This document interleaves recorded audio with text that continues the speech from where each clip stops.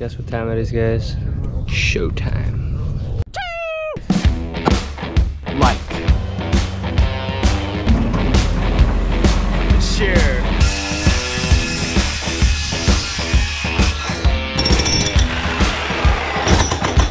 Subscribe.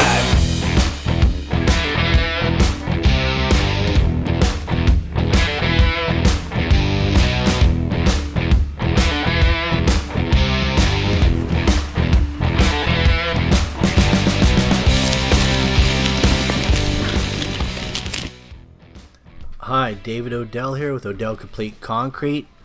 This is the final part in this long series, and today we're going to be showing you how to install the artificial turf.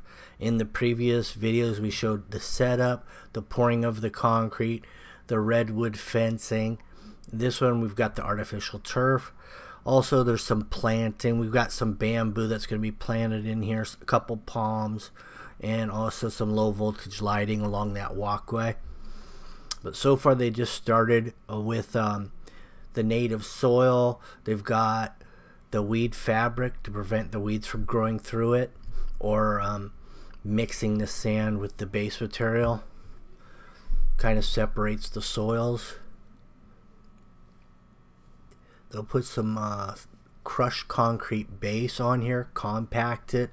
And then after they get that in, they'll put about a 1-inch layer of some 1/8 inch minus base.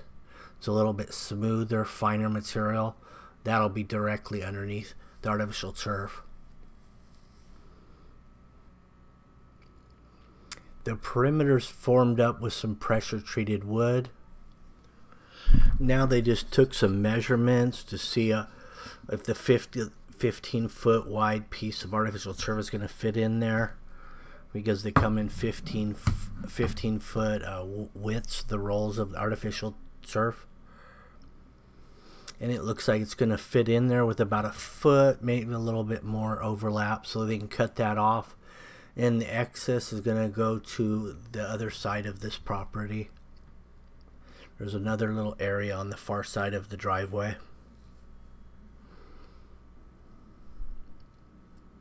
The lift of base that's going in right now is going to go in about 1 inch below the top of that pressure treated wood. Maybe not quite that much, maybe 1/2 inch, 3/4, and then once it's compacted it'll be about 1 inch.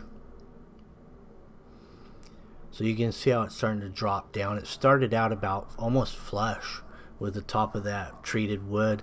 Now it's dropped down about 1 inch, so that'll give them that much space for the sand base that's going to go in at 1/8 inch minus. And the purpose for that is using the different materials, because the aggregate in that first base is pretty large. It's hard to get it perfectly smooth without any voids. So with this material you get a really good flat surface for the grass to set on. Now in the corners the plate compactor doesn't get very well, so that's where you use the hand stomper to fit in those tight corners. Oh, the neighbor just came over. She wants to get some work done in her house also, so she's waiting until they get this completed. Here's the roll of turf going in.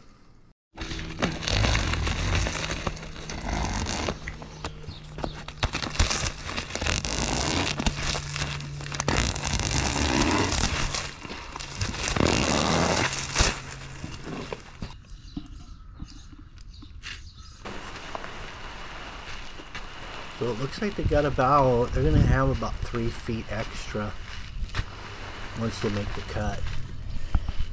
How does that look already, Shane? Looks very good, guys. That is very green, very fresh. Now if everything was perfectly square, what they're trying to do is line up 2 sides with the straight edges that are in. That way they only have to cut 2 sides, but it's not perfectly square. So they're going to actually have to cut 3 sides. They're going to cut it about 1/4 inch long than what it really shows on here. All right, so we just got the turf laid out. We got our knee kicker and our carpet puller and our 6-inch galvanized nails. What we're going to be doing is stretching out the artificial turf, making sure that it's all nice and flat. So we're going to use our little carpet puller. We're going to stake some nails into the turf and pull it down before you make any cuts along the perimeter. We're just going to throw a couple of these guys in. This. All right. And I'm going to start stretching the turf out now. We like to go like this.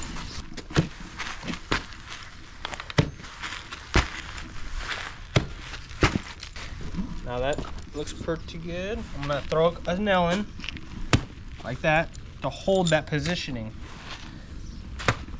All right. Now I'm gonna go to the middle of the turf. Okay to walk on it? Yeah, you can walk on it. Now I already have this area where I want it. You can see the black film underneath the turf that it's weaved onto is just touching my forms, which is exactly how I want it, because this will be tucked down into this edge. So I have this already laid out where I need it. So I'm just gonna throw some 6-inch nails into this area so that when I start pulling with the carpet puller, it doesn't pull it.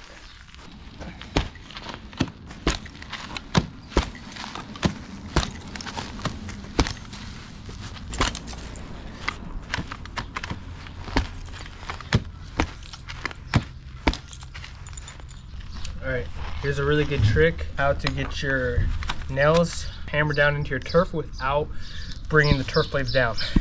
So basically when he's driving those nails, he's pulling the blades back so they don't get pinned down underneath the nail head. Otherwise you get little bald spots and divots all over the place.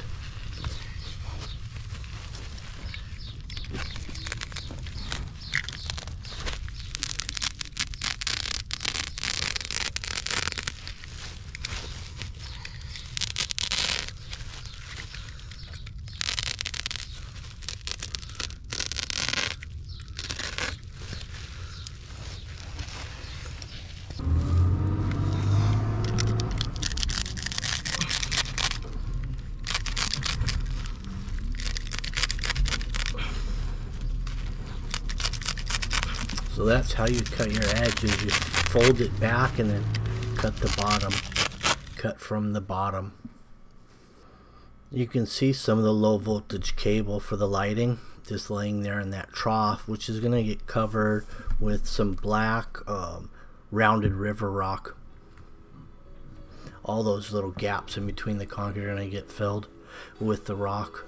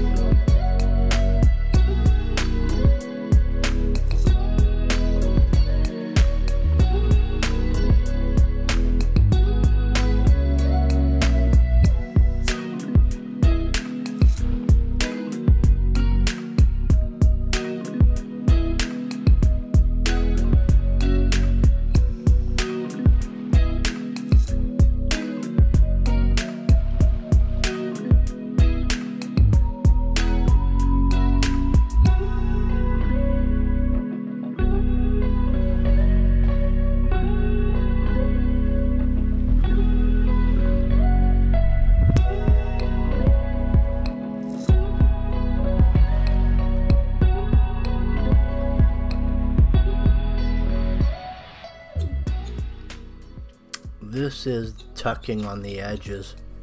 It just gives it more of that authentic look when you tuck the edges.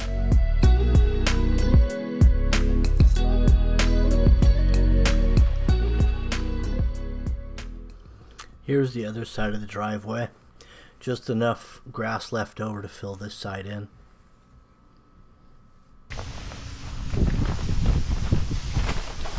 Spread it out.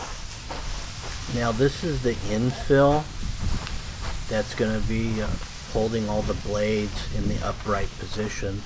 Without the sand in there or any kind of infill, the blades would just crush down every time you walked over it. They would lay flat. So after you fill it up with what you think is enough sand, you run this power brush over it, working the blades upright, and then it also spreads the sand at the same time, and that way your blades will stay in that position. This is just some standard play sand. They do make a pet friendly sand. If you're going to have pets out there doing their business on it, you can use the pet friendly infill, and it will absorb and neutralize the odors and stuff like that.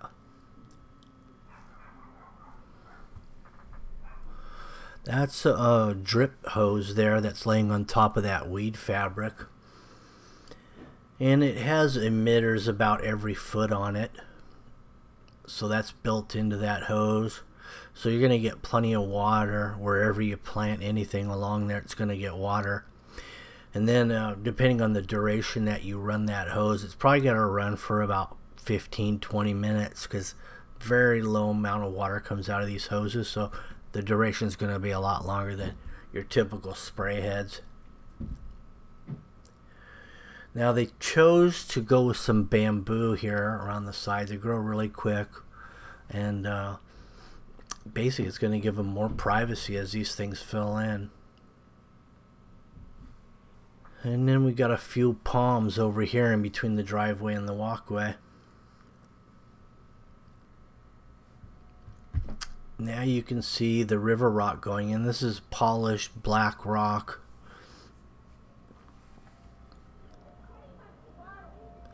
Low voltage lighting the pathway into the house from the gate.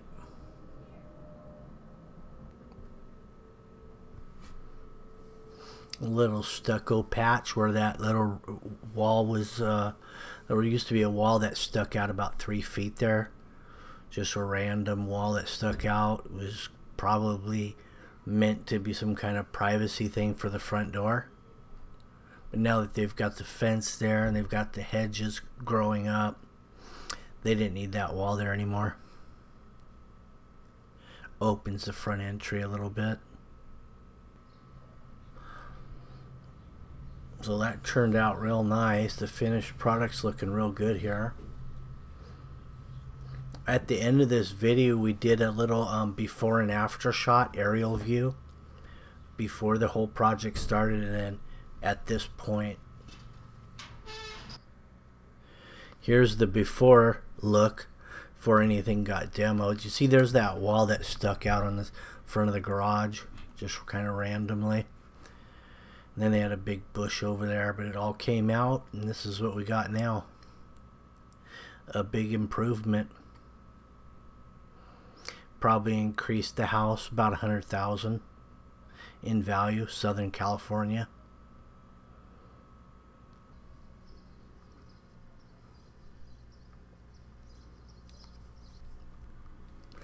Anyway, thanks for watching. That wraps up this series. Make sure you like, share, and subscribe. Thank you. Have a good day.